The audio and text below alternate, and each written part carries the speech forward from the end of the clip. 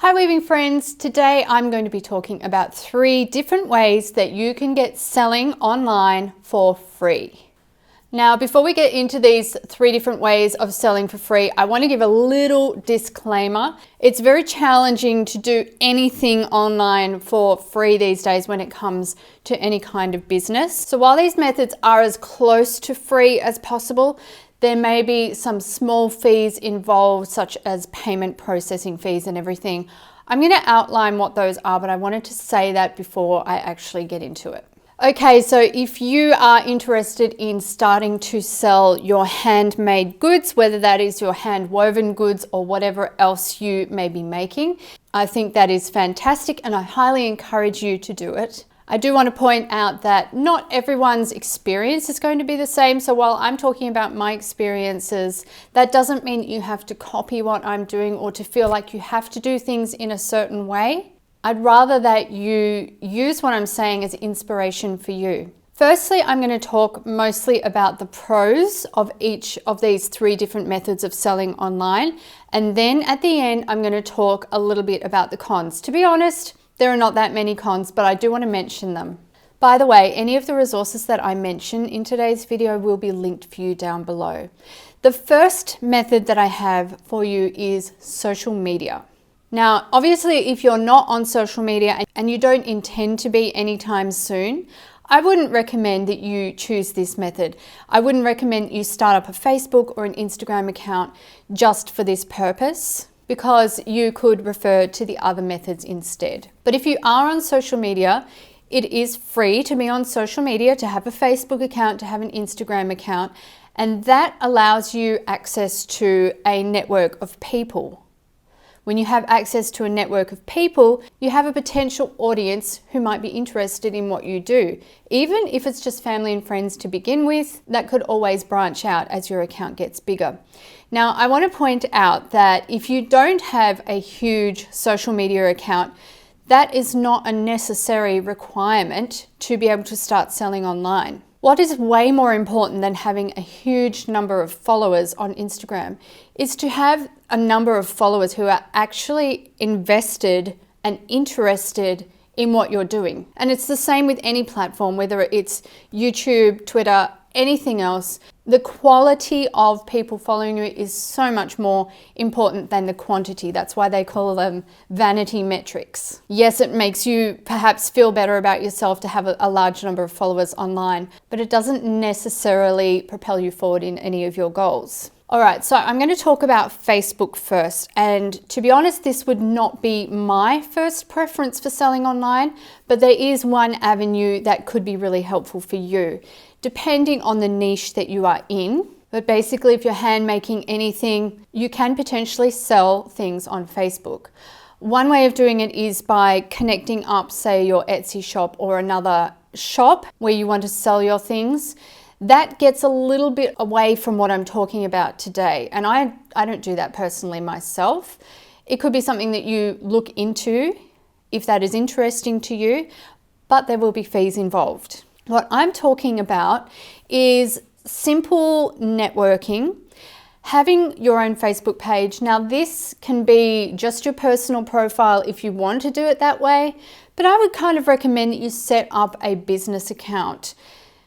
This is a page that's separate from your personal profile. It's not where people are going to send friend requests to you or anything like that. It's where they're going to come and look at your page and like your page.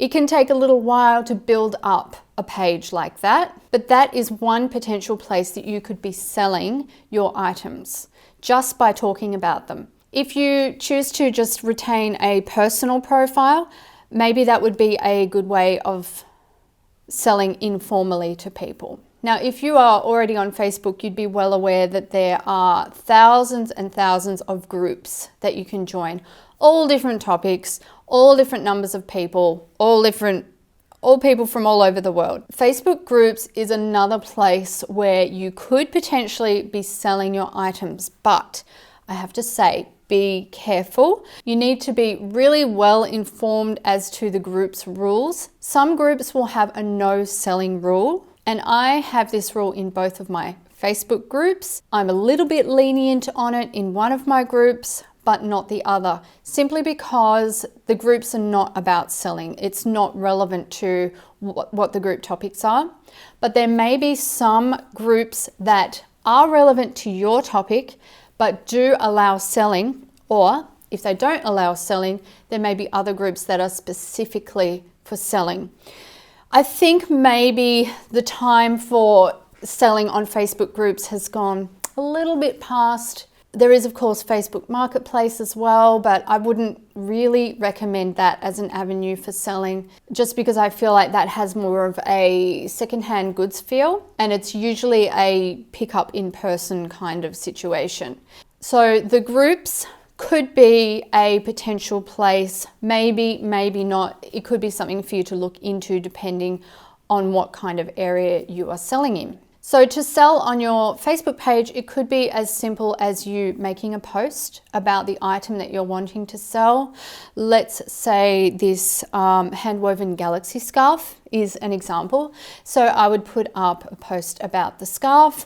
I would list all of the details of the scarf. I'd put some beautiful photos, and then I would invite people to contact me if they're interested in buying. So that aspect is fairly simple. I'm going to talk about Instagram now, because this is something that I've actually been testing myself a little bit recently. From time to time, I sell a kit for my garden path scarf, and recently I did sell one on Instagram, and I'm going to use that one as an example, seeing as it was so recent, and then you can see exactly what I've done, and I can tell you the good things about it and the not so good things about it potentially. Okay, so you should be seeing my exact Instagram post up on the page that I used, and I'm going to read it out so that you can see how much detail and what kind of details you need to go into for a post like this. Garden Path scarf kits are back. In a kit, you receive all the beautiful Australian merino you need to weave one scarf, plus a printed paper pattern. So you see that I've told a potential buyer exactly what they would be getting in this kit. Australian price of 70 AUD, US price 68 USD with free shipping. The first person to DM me, which just means direct message, with sold gets the kit. Only one available in the daffodil colorway, daffodil color currently. Not available elsewhere. All invoices to be paid within 24 hours, or the availability will default to the next buyer. So to save yourself additional work when you are wanting to sell on social media, be as detailed as you can, but don't make it so long that people are going to get bored reading it and then not actually get to the end part of what action they need to take. Now, something that works really well with this kind of post is it creates a kind of urgency. It's saying one of you out there can purchase this kit, but only one of you. And it's the first one who messages me who's going to get the kit. So that's kind of an exciting and an exclusive thing. I've included the price. I've included everything you get in the kit. I've made it very clear what the shipping is all about. And then a really important part at the end, all invoices to be paid within 24 hours. That sets the expectation with the buyer. If you're going to purchase this, I expect payment within 24 hours, or I'm giving the sale to somebody else. So I did actually have several buyers wanting this kit, but the person who direct messaged me first with the word sold is the one who got it.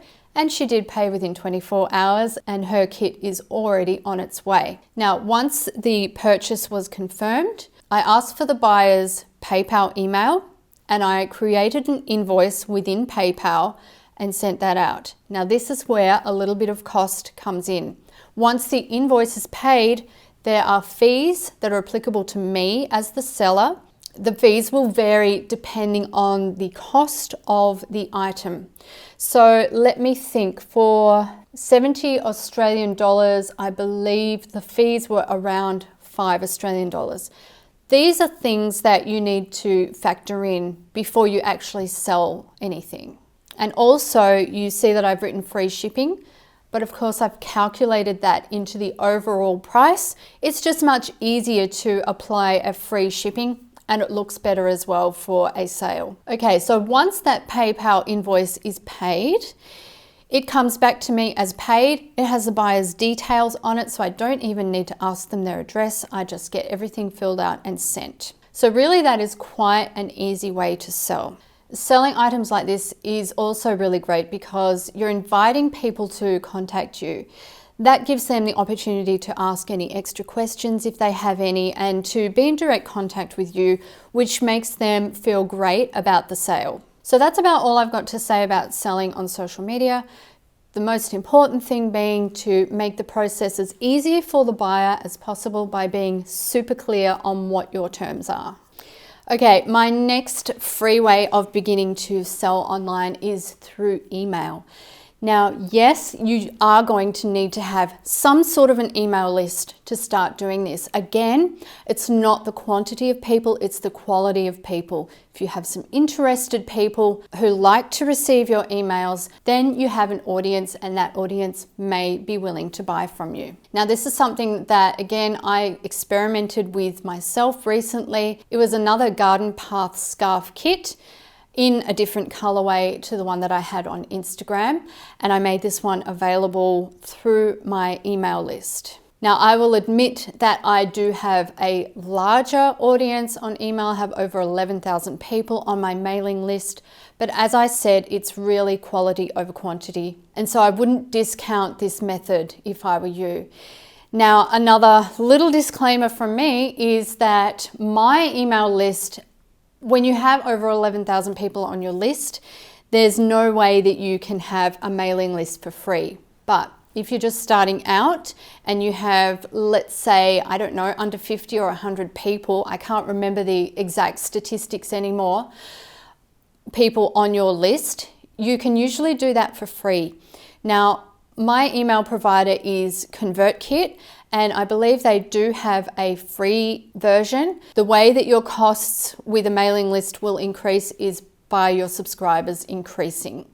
Also, MailChimp is an option. I actually started out on MailChimp and then transferred over to Convertkit later. But if I'd known about Convertkit at the time, I would have chosen them over MailChimp just because they have really great automations and lots of tools, and I could have got started with a free version anyway. So if you have a small number of subscribers on your mailing list, then this is a way that you can sell. One recommendation that I have if you're going to be selling in your emails is to not just send out kind of blanket emails of, hey guys, I've got this for sale, do you want to buy it? Kind of thing. You want to have value provided in your emails. An example of this is once a week I send out the weekend edition. It's my weekly newsletter. If you're not on my mailing list already, I'm going to leave the link for you down below because you're missing out on a lot if you're not on my list already. But anyway, in the course of my weekend edition newsletter, I added in a little post about the kit that I had available, and the wording was extremely similar to how my Instagram post was when I was selling the other kit. So it was clear, concise, I had a nice photo of the product, and I told people what to expect. And this time, instead of direct messaging me, I asked for people who were interested to reply to the email. Again, I got several people who were interested in buying, but it was the first one who replied and paid for the invoice who got the kit. And from there, it was the exact same process of doing the PayPal invoice and then sending out the kit. Now, I've talked about email lists before in other videos that I've talked about selling on, and I will still maintain that a mailing list is the number one thing that you need to have in place to start running a business. Now, even if you are selling at a hobby level, let's say you've decided that you want to just be able to pay for more yarn for yourself so that you can further your craft, it's still worthwhile to start building an email list of interested people. Now, just because you have an email list doesn't mean that you have to be emailing these people every week like I do. I know people who email once a month or even less often than that. But it is a way to be able to get in touch with people that are interested in what you do. And so it's really, really important. And if you're at a hobby level right now, who knows how long down the track where you might be starting to think more business-minded. about your selling. And then if you've got an email list in place already, then you've got a head start.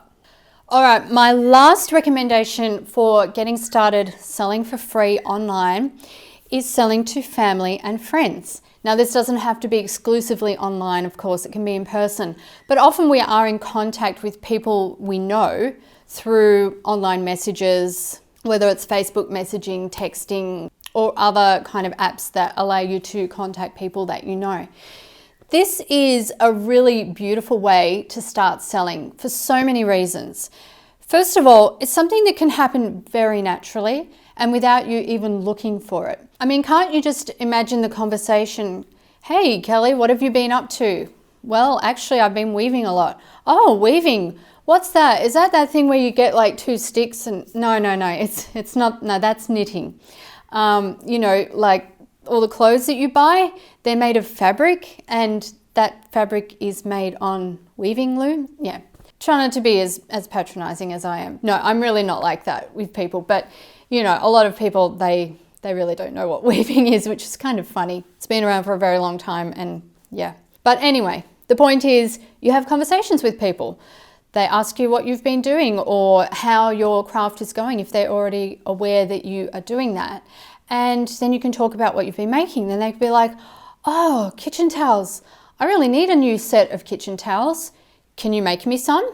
Bam, there you go, there's a sale. And it can happen that naturally without you even being in that mindset. Over the years, people have asked me so many times to make them things. It's something that naturally happens. And it's also a really good way to educate people who might be interested in future purchases, even if they're not interested in buying anything from you right now.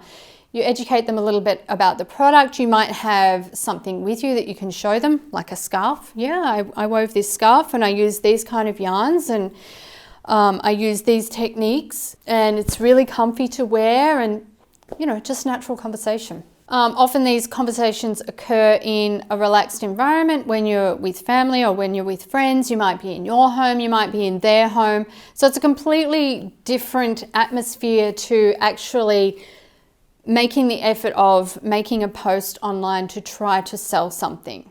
If people are interested, you can also give out your business card if you have one, or they know how to contact you anyway, usually. Now, this method is really one of the most truly free methods because often someone will just pay you cash if they're going to buy something from you, or they might organize to do a bank transfer or something like that that doesn't actually cost you anything in fees.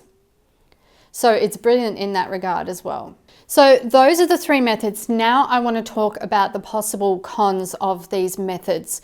I already mentioned Facebook groups and being careful that you're not breaking rules.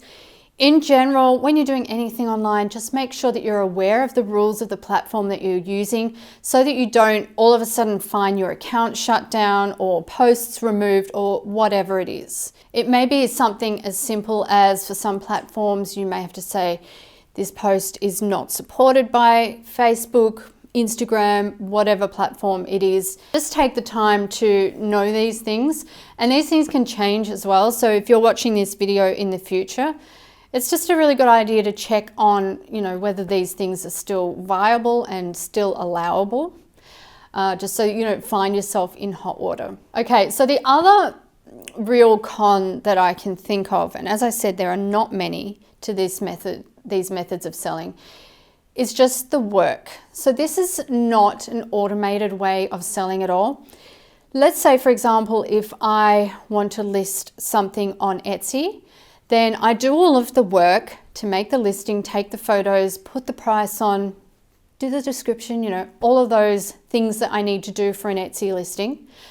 Then I hit publish, and then after that, it's pretty plain sailing. The purchaser comes along, they see the listing, they like the item, they buy it, the payment's processed by Etsy, and then all you have to do is send out the product. But when you're actually taking it upon yourself and trying to skip around all those fees and things that really cut into your profit margin, you are going to have to do extra work for that. This can be in the form of extra back and forth between you and the customer. They might want to ask you a lot of questions. They want to make sure that they're making the right purchase. I mean, this can happen on Etsy as well, but it's more likely on something like social media or email, where the person feels that you're very accessible. And it doesn't have to be a bad thing. I'm just saying there will be extra work in that regard. Another con is if you are wanting to sell a larger amount of items. Say you've got, I don't know, 20 items that you want to sell. If you have 20 posts on social media and you're doing your selling that way, that could potentially be a lot more work. You've got to make the invoices yourself. You've got to sometimes maybe chase payments. You have to remind people if they haven't paid you. Those kind of things where I think if you're selling a larger number of items, probably a more automated process is going to suit you better.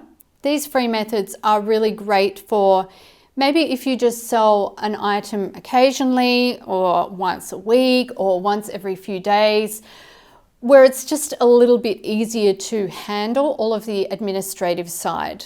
And there I just mentioned another con is that people are not always reliable online, especially if you are trying to sell on social media or email, one of those other avenues. You may find that some people don't honor their payments. They might string you along a little bit. You won't know whether to hold the order for them or not, or whether you notice something has happened with them and they haven't been able to get back to you fast enough. It just allows for all of these variables that ultimately could cause you more stress and time. Whereas again, a more automated option is just going to cancel out any of that, because once the purchaser hits buy or purchase or whatever the button is that they press, they have to make the payment to complete the order. And so that part's already done. You don't have to even think about that. On places like social media, you may get people who try to talk you down on the price and just mess around with you. And that's not so much fun. So those are really the only cons that I can think of. If you are looking at selling and you haven't tried any of these methods, I recommend you give it a go. Well, I hope this video has been helpful to you and got you thinking a little bit about different ways of selling. I'm going to have some more videos coming up on this topic. I'm going to particularly be talking about Etsy because I think that that's very, very relevant to what we're talking about here today. And I'm also going to link down below to a blog post that is about today's video, but I'm going to be adding in some more details in that blog post. So be sure to check that out if this topic is interesting to you. And until next time, happy weaving.